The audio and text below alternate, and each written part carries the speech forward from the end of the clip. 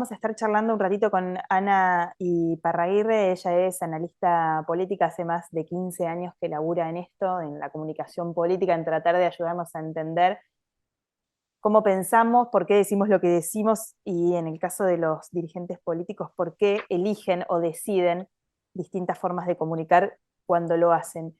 Me parece que esta semana, y lo veníamos charlando un poco, pasaron un montón de cosas en Argentina, en realidad el fin de semana, pero como que, no sé si es una sensación mía, lo quiero charlar ahora con Ana, no tuvieron el impacto de otros cambios de gabinete, por ejemplo.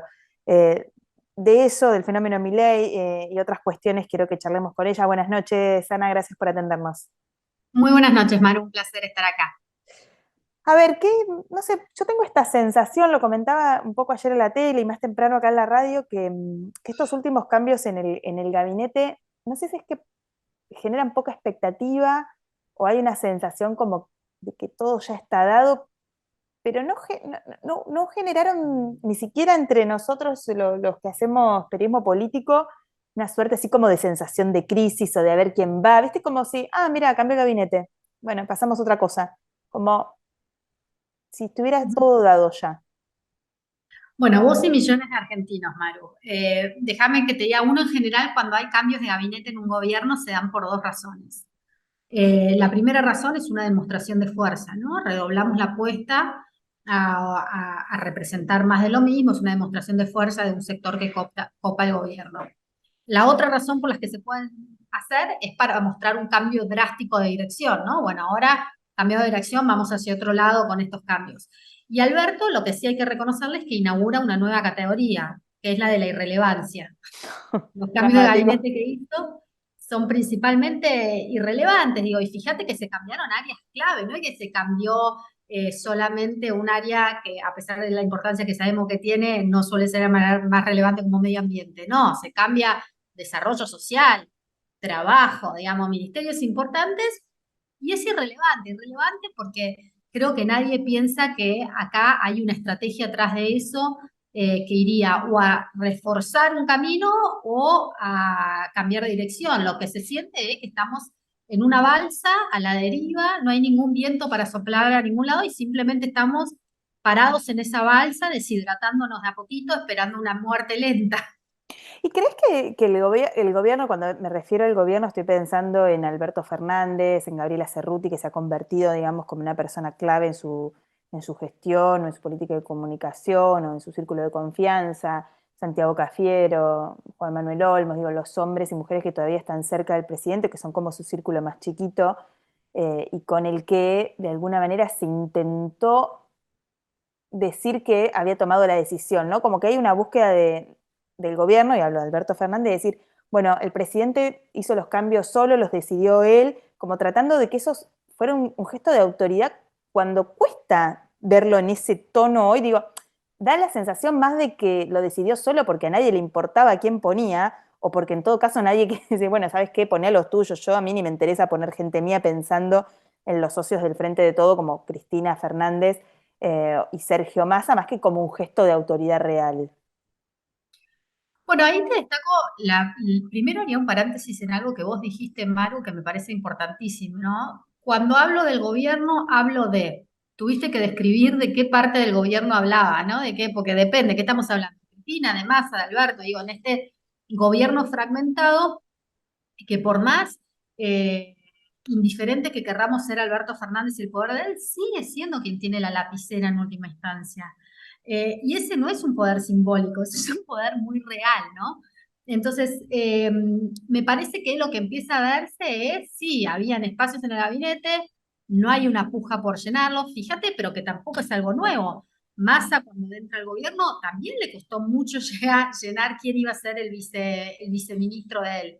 Costaba llenar esas fichas. Y cuesta porque creo que cada vez hay más personas que dicen, bueno, yo hago una apuesta de corto plazo, de estar un año en este gobierno donde las posibilidades de que las cosas salgan bien son muy bajas, o me preservo para un nuevo gobierno que va a venir en un año o en 4 años o lo que fuera, dependiendo del perfil que tenga. Entonces yo creo que hay mucha gente ya donde el beneficio de involucrarse en un gobierno donde las chances de éxito son muy bajas, bueno, la mayoría de la gente lo que prefiere es preservarse para lo que va a venir después. ¿En esa preservación también la pones a Cristina Fernández y la Cámpora?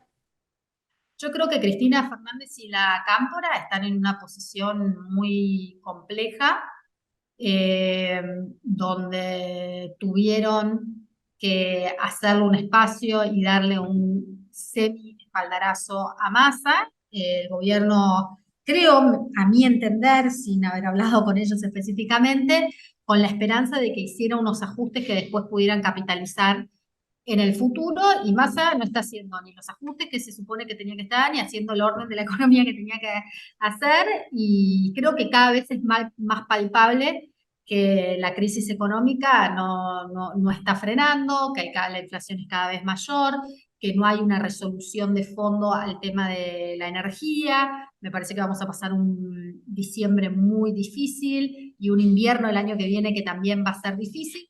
Entonces, si ellos podían mirar para otro lado en cuestiones identitarias de ellos que tienen que ver con el ajuste, la entrada de Massa para que pongan orden a algo que después les permita seguir con sus políticas, bueno, hoy Massa no logró hacer, por lo menos hasta el día de hoy, eso que venía a hacer, y me parece que del lado del Frente de Todos están cada vez pensando más cómo van a lograr preservar su identidad hacia adelante. Yo lo veo cada vez más difícil que puedan despegarse y desprenderse de un gobierno del cual han sido parte hasta el final. Y Massa no puede hacer ese ajuste que venía a hacer por incapacidad propia, por condiciones del mundo y de la Argentina, por la lapicera de Alberto Fernández, por el poder real de Cristina. ¿Por qué no puede? Por todas, quizás. Por todas. Me parece que es un condicionamiento muy grande que tiene por muchos lugares y por mucha gente que ha hablado con Massa, lo que te dicen es que, bueno, el objetivo de él era llegar, no era hacer el ajuste y hacer un ordenamiento de mediano y largo plazo, sino llegar al fin del mandato, que se pueda terminar el mandato, él ser visto como la persona que más o menos lo rescató de la hecatombe total. Lo que pasa es que en Argentina y en todo el mundo nadie te reconoce haber prevenido una crisis si no sintieron la crisis. Mm. Es algo parecido le pasó a Obama en Estados Unidos cuando fue el rescate de las automotrices. Nadie le reconoció a él que por haber rescatado, por haber hecho el rescate de las financieras y de las automotrices en el 2008, no se generó una crisis económica y financiera como se podría haber generado después. Nadie te reconoce haber prevenido que ocurra algo. Y me parece que en el caso de Massa, él apostaba a que le reconozcan que, bueno, esto no terminó de detonar porque entró él, pero lo que te pide la gente al final es algún resultado. Y conecto esto, Maru, con lo que vos decías cuando empezó esta entrevista, ¿no? De cómo, desde el punto de vista periodístico, vos no habías sentido la ansiedad que se suele sentir en estos momentos de crisis. Y es lo mismo que nosotros levantamos desde el punto de vista de la opinión pública. La gente desconectó, apagó la luz y dijo, yo no los escucho más, estas son unas vedettes, tengo por un lado unas vedettes peleándose entre otras, por otro lado tengo un gobierno de papel que no hace ninguna medida que solucione nada de mi vida cotidiana está cada vez peor. La vida de mis hijos, estoy convencido que va a estar cada vez peor. Vos sabés hoy, Maru, que la mitad de los argentinos creen que la situación económica de sus hijos va a ser peor que la de ellos, no mejor, peor. Entonces dice, yo no tengo nada que mirar acá, apagan la luz y están en modo supervivencia. Ahora, la pregunta es si vamos a seguir en ese modo supervivencia o si en algún momento va a haber alguien que va a poder catalizar todo este descontento social que hay en alguna dirección concreta. En un segundo creo que volvamos a eso porque quiero preguntarte por Milei que estuvo en España y que hablemos un poquito de ese Javier Milei que vuelve a crecer, me parece, ¿no? Y en este descontento que vos levantás, digamos, de los focus group, digo, tenés distintas técnicas de laburo para saber lo que estamos pensando los argentinos y las argentinas, pero ese descontento se expresa en cansancio, en bronca, en desánimo. ¿Cómo lo describirías? ¿Cómo describirías el estado emocional hoy de los argentinos? Incertidumbre, incertidumbre de que no saben para qué lado van a vivir esto y la convicción de que esto es diferente de lo que vivieron todas las veces anteriores.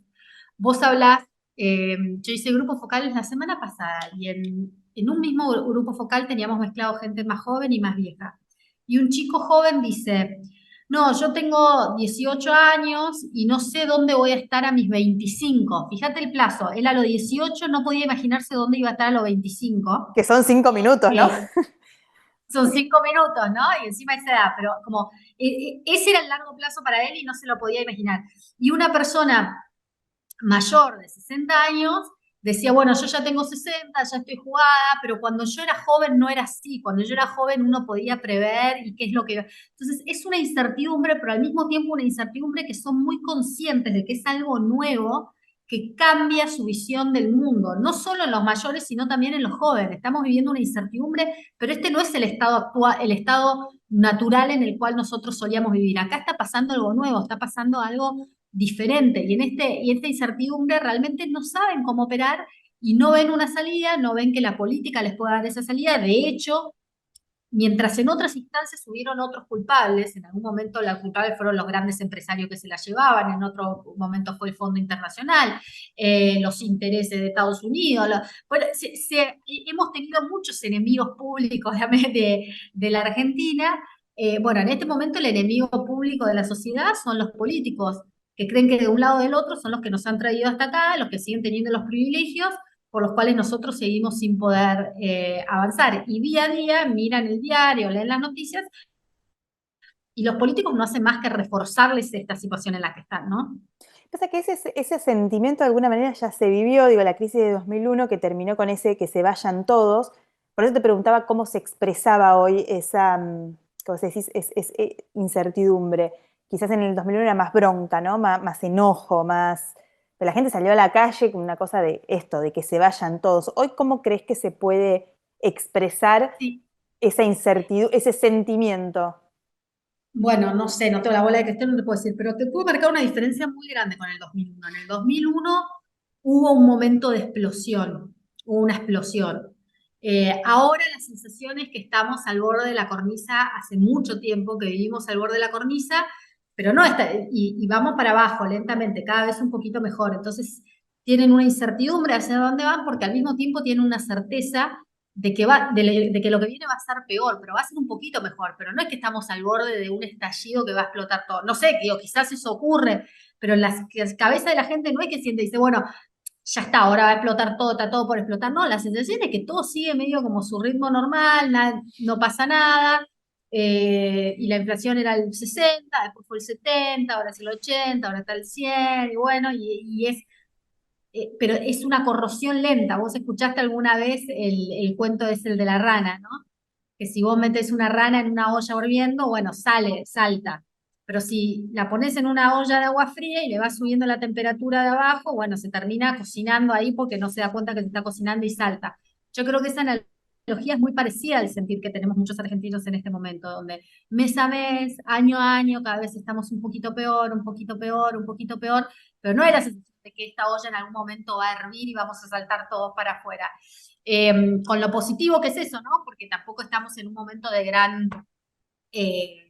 grandes movilizaciones sociales en la calle, pero eso es parte de lo que genera tanta frustración en la gente. Decir, bueno, esta angustia no tiene fin, y no tiene fin porque tampoco tengo un norte de hacia dónde vos sabés, yo el otro día leía un estudio internacional global que lo hizo Ipsos. Entonces le preguntaba a la gente cuáles son las 5 cosas le preguntaba cuáles son las cosas que más felicidad le dan en la vida, ¿no? Y entre esas cosas está, por supuesto, salud, dinero y amor, ¿no? Estar bien económicamente, estar bien con mi familia, mi pareja, tener salud, salud mental. Bueno. Pero entre las 5 se colaba una que a mí me llamó mucho la atención, que es que mi vida tenga un sentido.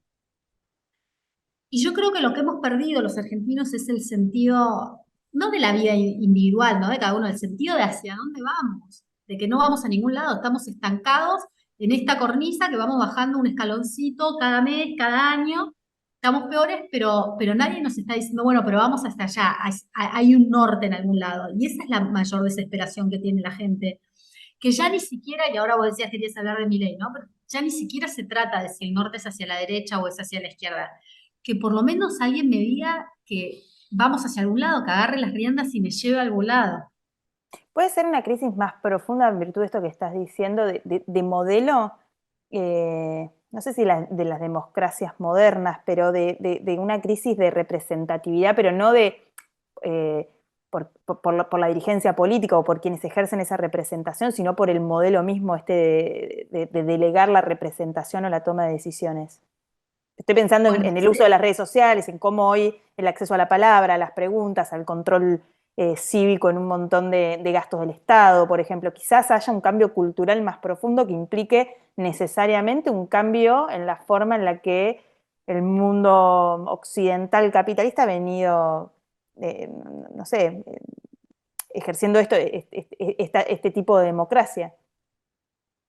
yo estoy convencida que sí, mira, viste, en la tecla, yo el mes pasado estuve en Estados Unidos en una librería y saqué una foto porque era en la mesa, digamos, que tenía todos los libros de no ficción, eran todos sobre la crisis de la democracia, ¿no? Y las nuevas democracias y la crisis de representación, todos estos temas que vos dijiste. Que no se están dando solo en la Argentina, se están Claro, dando en muchos países al mismo tiempo. Bueno, estamos viendo la crisis, lo que está ocurriendo en Irán, estás viendo lo que está ocurriendo en Estados Unidos, lo que está ocurriendo en América Latina, en África, en algunos países, en Europa, en todo el mundo se están dando estas crisis de representatividad, independientemente de si el sistema en el gobierno es más de derecha, de izquierda, más autocrático, más democrático, más liberal.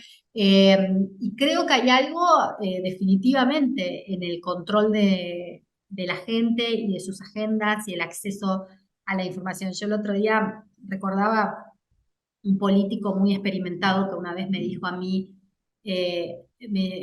estábamos hablando de una elección, una campaña, y me dijo, Ana, la gente ya no es tonta, anda con un celular inteligente en la mano.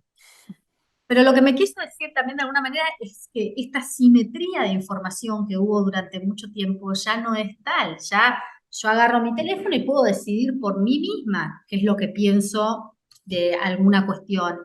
Y puedo por mí misma ir e investigar a un candidato, si lo quiero votar, si no lo quiero votar. tal cual. Y entonces eso ha achicado esa brecha un montón. Y me parece que sí, nos va a interpelar a todos a pensar cuáles son las nuevas formas de representación que se vienen hacia adelante. Lo que sí te podría decir es que lo que levantamos es un inconformismo con los resultados que ha producido la democracia y particularmente con la representación de los partidos políticos y de los políticos más en particular, pero no tanto una crisis con el sistema democrático en sí mismo, ¿no?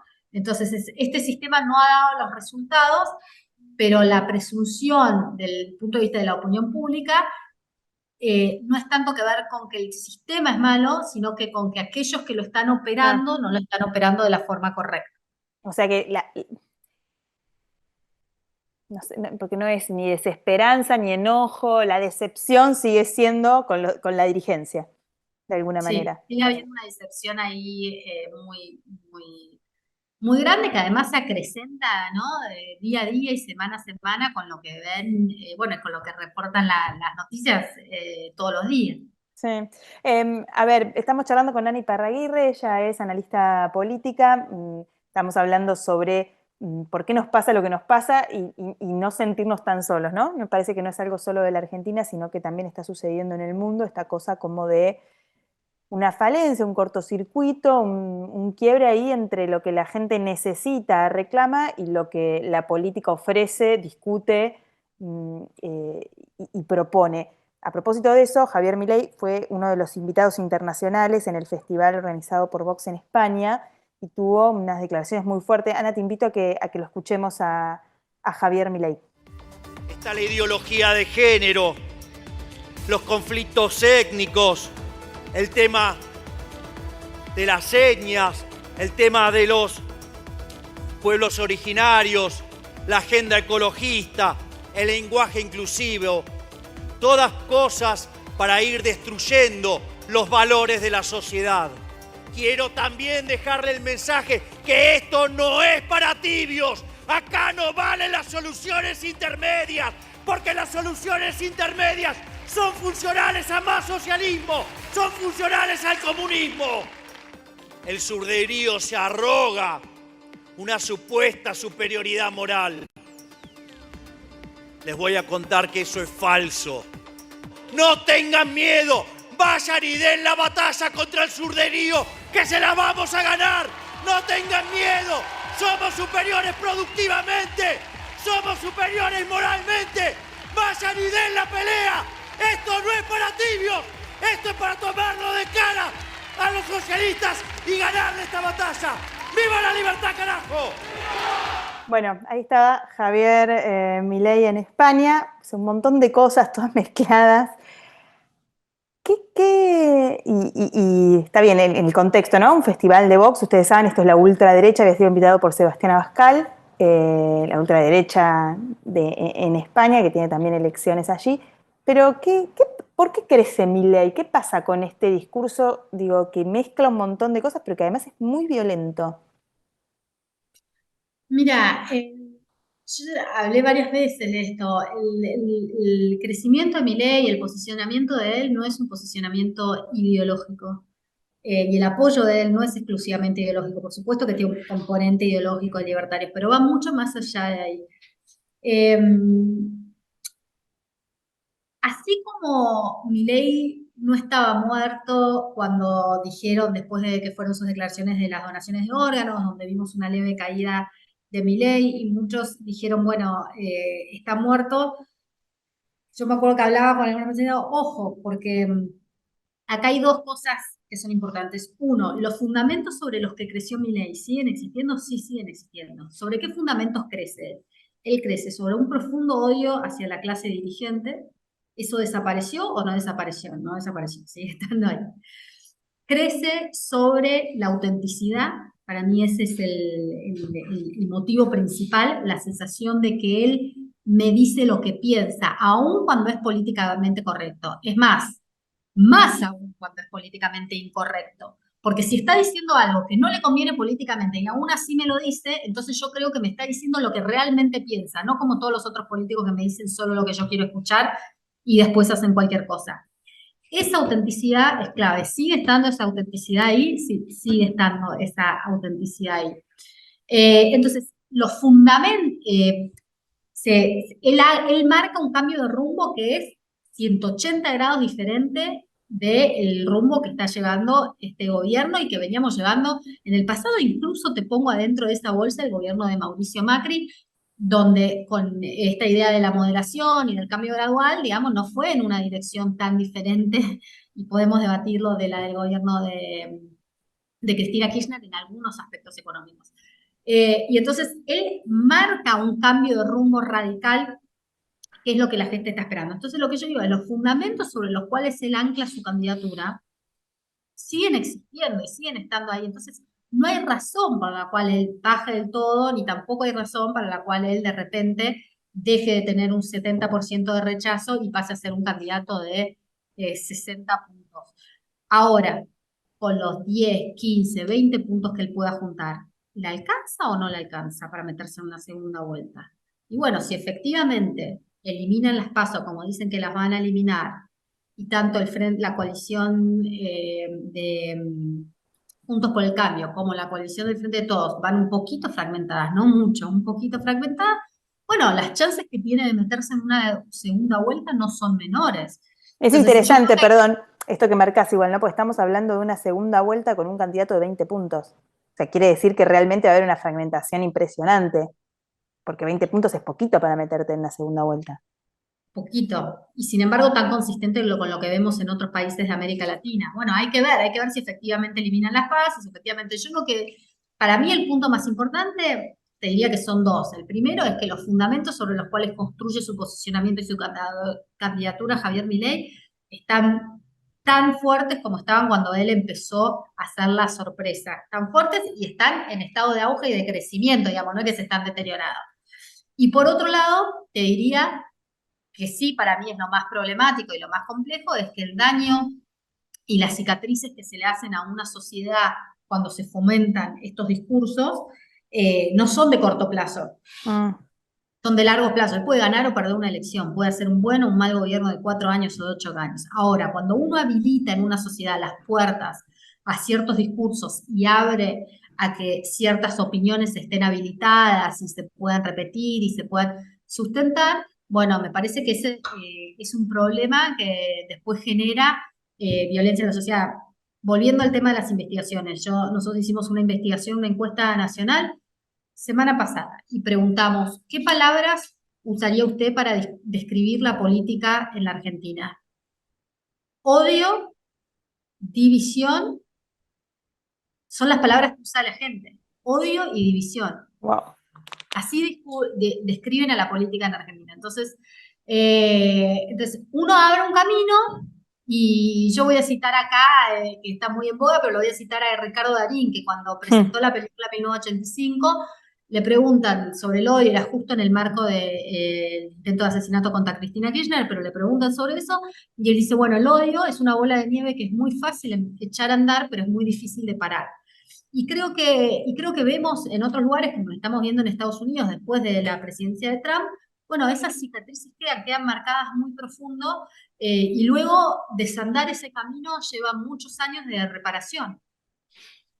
Ana, tenemos que ir terminando, pero el que reapareció en la escena política con todo es Mauricio Macri, que estaba de viaje, pero con su segundo libro, ¿Para qué?, empieza a plantear, yo no sé si ustedes lo ven como candidato o qué recoges en las encuestas o en los sondeos, pero claramente él quiere jugar, digo, o como candidato o como elector máximo de las fórmulas que jueguen de Juntos para el Cambio, pero quiere ser alguien importante en el próximo gobierno, en caso de que gane Juntos por el Cambio, ¿no?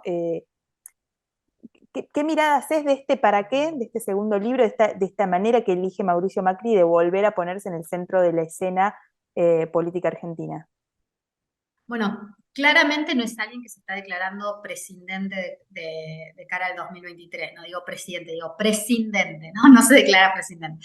Ahora, me parece que en todo este posicionamiento hay un bache que están eligiendo ignorar. Ya, nosotros cuando hacíamos investigaciones y preguntábamos por Macri, lo que la gente te contestaba era, gato, está con los más ricos, no se preocupa por los más pobres, y las asociaciones negativas que habían con él, ¿no?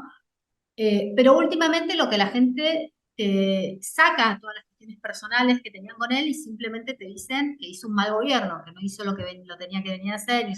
Y yo creo que ese es el bache que tiene que llenar, más allá de que quiera dar vuelta a la página y contar para qué va a ser lo próximo. Creo que falta un reconocimiento ahí de una especie de pecado de origen de haber intentado hacer las cosas y que no hayan surgido. La respuesta que se escucha hasta este momento es vamos a hacer lo mismo, nada más que lo vamos a hacer más rápido y sin pedir perdón o permiso. Y no sé si eso alcanza, tengo serias dudas de que eso alcance. Ahora, lo cierto también que no podemos evitar es que en el momento en el que él entra en la escena, genera un tsunami adentro de Juntos por el Cambio, todavía están dando vueltas, no saben cómo acomodarse, porque él sigue siendo el jefe de ese espacio, ¿no?